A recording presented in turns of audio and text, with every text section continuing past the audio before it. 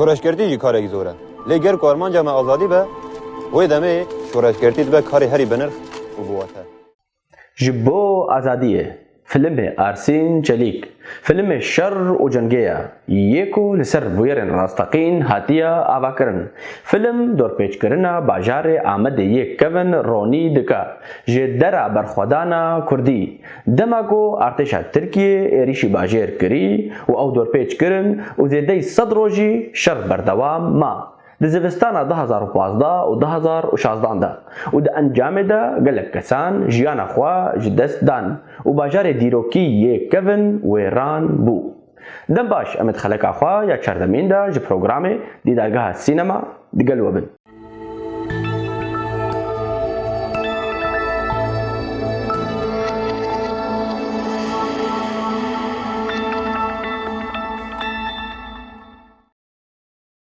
Film çîroka keça ciwan ya bi navê Zîlan dibêje ya ku li devera ji dayikbûna xwe vedgera ta ku li birayê xwe şehîd bigera.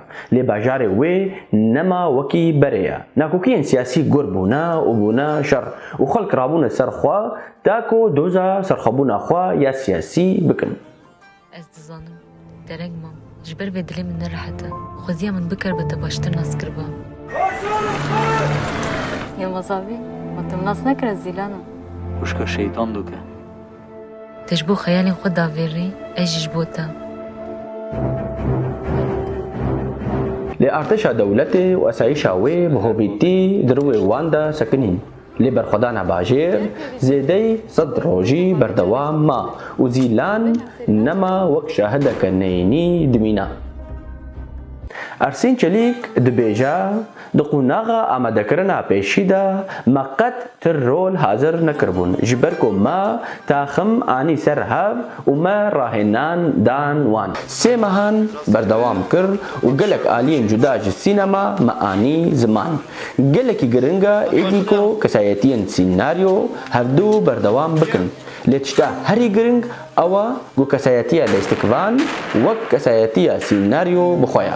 Çelîk dibêje dem gelekî zehmet bû. Şerekî pir giran li Reqe li dijî Daişê hebû û em gropek rojnamevan, lêstikvan û derhêner bûn û em bi xurtî li ser sînaryo û lêstikvanan dixebitin û her wiha em li rengekî wek rengê Sûrê li Kobanê digeriyan.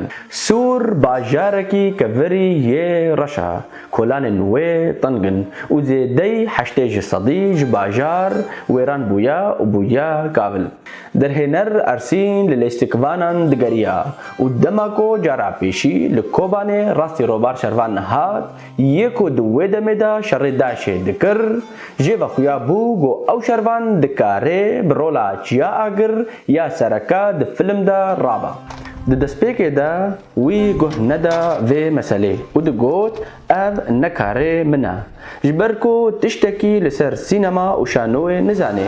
Ji ber wê yekê jê dihata xwestin ku baweriya wî bi wî û bi me hebe. Hedefa bingehîna plana me ev e. Kursiye binin köşe şovrama çıkmış öncesi bir durak gibi. Hem Zilanlı çekeceğiz hem Zilansız çekeceğiz. ber beşer vede be. Dijmin amadekariyên mezin kiriye. Bê ku her milî de êriş bikir. Awalê şager. Em mümkün te wiyên îşeggah zilama. Yê çû wataya xafandinê nemoye. Hadi oğlum ilerleyin.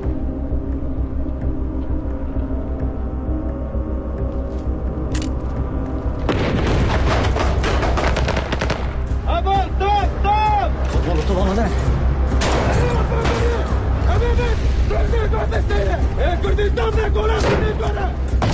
شهر جهان یکمین ده حیان ها به امیواری شیلت ها ندید. Arsîn di sala 1984 de li bajarê Malatyê yê Tirkiyê ji dayîk bûye û di sala 2006 de derçûye beşê zanîstên siruştiye li zanîngeha Samsunê. Rojnamegerî ji devêla mamosteyê ve hilbijart wek peyamnêr û berpirsa nûçeyan di Dicle News Ajans de heya 2010 de kar kir.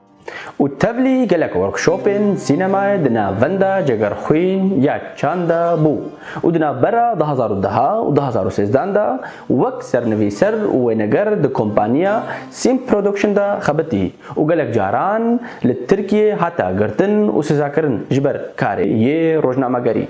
û گشت 2013 کاری خوا بردوام کرد د نویساندنا پرتوکان ده و هر وها دروژنامه‌گری و چکرنا فیلمان ده لباشور و روجاوای کردستان و نین فیلم لکوبانی هاتنا کشاندن د نیوا شرکی گرانده و جارا پیشی مهرجانا سینما یا نافدولتی یا 25 لکالکوتا لهنده هاتا پیشکش کرن و بشداری د مهرجانا روتردام ده کر انترناسیونال فیلم فستیوال روتردام و قهرمان الفيلم جي زيلان آرجين بايسال هوجر عرف دمير يلماز دليل بيران نوجان ساهرة اوزهان وچيا آگر جيهان سوا ونفيس ارسين چليك وايسون گنج برهمدان البا سوتورا دمكات فيلم وروجاوا فيلم كومين وهروها وفيلم لقلق دوران لألمانيا بپیشکش کرن امي واند بايو دا بنویسن ما ايرو خلقا خوب داوي کر ودم باش